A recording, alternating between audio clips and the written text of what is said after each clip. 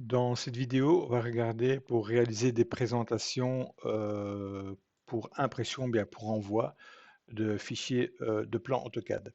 Alors, jusqu'à présent, nous avons dessiné donc dans l'espace objet, qui est tout à fait normal, et c'est la méthode à réaliser.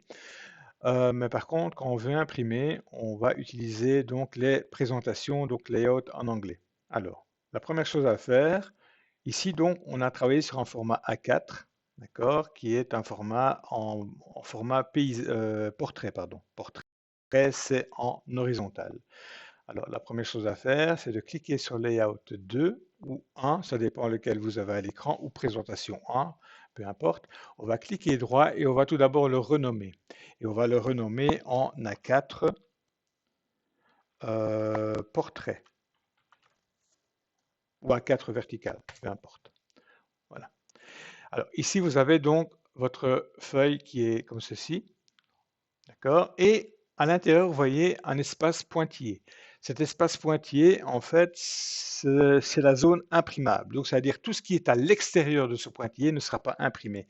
Alors, c'est un peu embêtant parce que là, on perd quand même une marge relativement conséquente et moi, j'aimerais la supprimer. Alors, pour ce faire, on va cliquer droit sur A4 Portrait et on va sélectionner Gestionnaire de mise en page.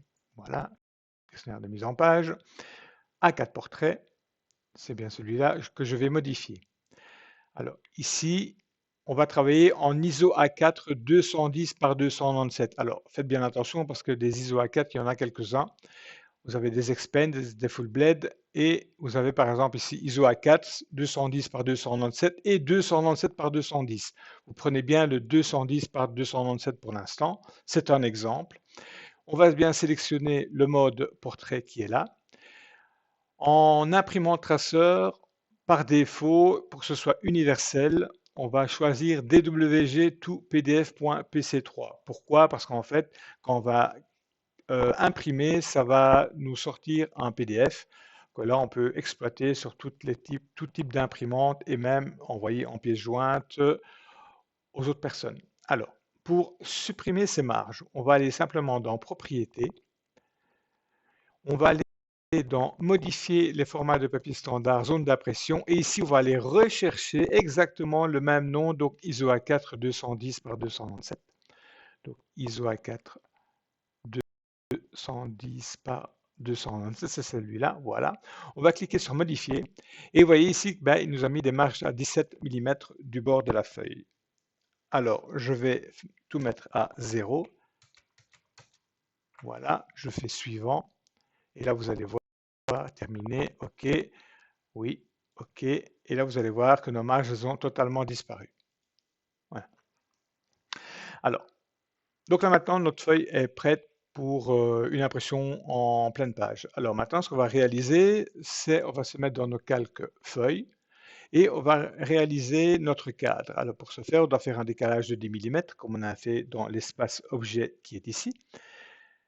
Alors, on va d'abord faire un premier rectangle qui va partir du point 0, 0 et qui va se terminer au 210, 297.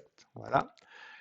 On va se mettre ensuite, on va d'abord faire un décalage de 10 mm du rectangle que l'on vient de faire vers l'intérieur. Et celui qu'on vient de réaliser maintenant, on va le déplacer dans le calque cadre. Voilà. Et supprimer notre premier rectangle parce qu'on n'en a plus besoin. Voilà. Ce que l'on va faire maintenant, c'est insérer notre cartouche dans notre espace présentation. C'est très simple. On retourne dans l'espace objet, on va copier, coller, donc CTRL-C, on va sélectionner notre cartouche, on va cliquer droit, on va venir dans notre portrait, on va faire un CTRL-V pour coller, et ensuite on va simplement déplacer notre cartouche au bon endroit, c'est-à-dire au coin inférieur droit de notre cadre. Voilà. Et ici, je vois que je suis bien dans le calque cartouche. Alors maintenant, on va se mettre dans le calque construction et on va tracer une ligne verticale et une ligne horizontale qui va nous servir à centrer notre vue. Voilà. Ça, on pourra masquer après, bien entendu.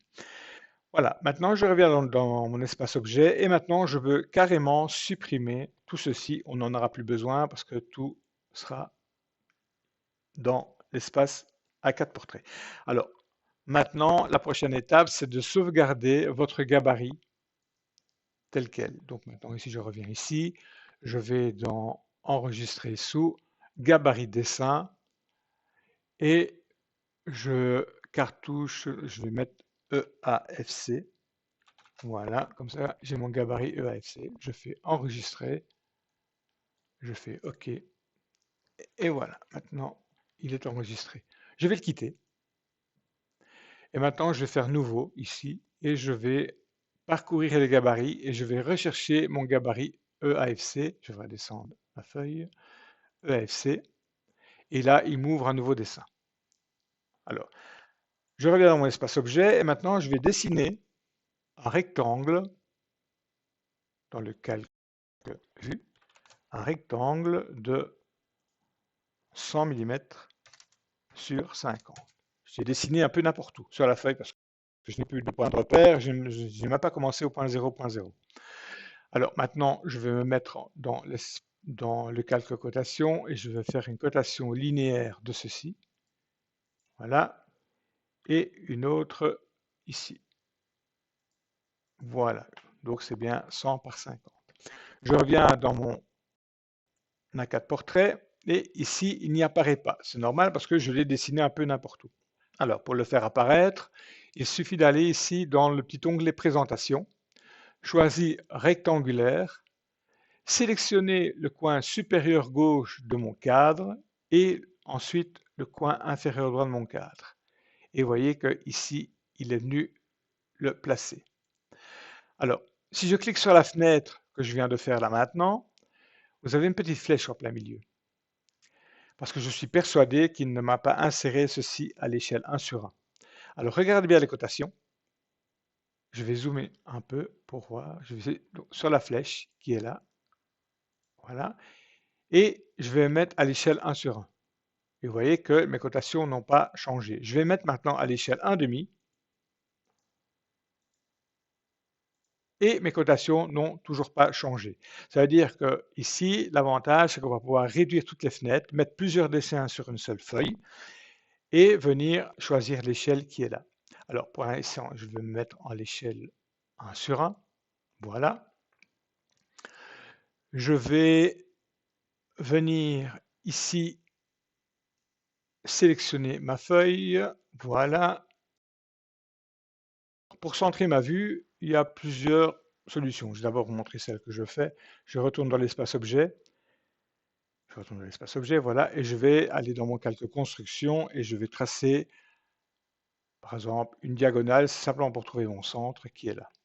Si vous retournez dans l'espace A4 portrait, vous voyez que toutes les modifications qu'on vient d'apporter dans notre dessin, ben forcément, et fort heureusement d'ailleurs, elles vont apparaître dans notre présentation. Alors maintenant, je vais sélectionner ma fenêtre de présentation qui est toujours à l'échelle 1 sur 1, je précise. Je vais aller dans Déplacer, je vais zoomer, je vais sélectionner le milieu de ma ligne de construction et je vais venir le mettre ici au milieu. Voilà. Je vais me mettre dans le calque vue, par exemple, et je vais désactiver mon calque construction. Alors, vous voyez, tout à l'heure, on a fait une petite erreur. Nous avons inséré notre dessin dans le calque présentation. C'est pas grave, on va le déplacer dans le calque présentation qui est ici. Voilà. Alors, ici, c'est bien. On a notre dessin qui est là, mais moi, ce qui m'ennuie, c'est un peu le cas de la présentation.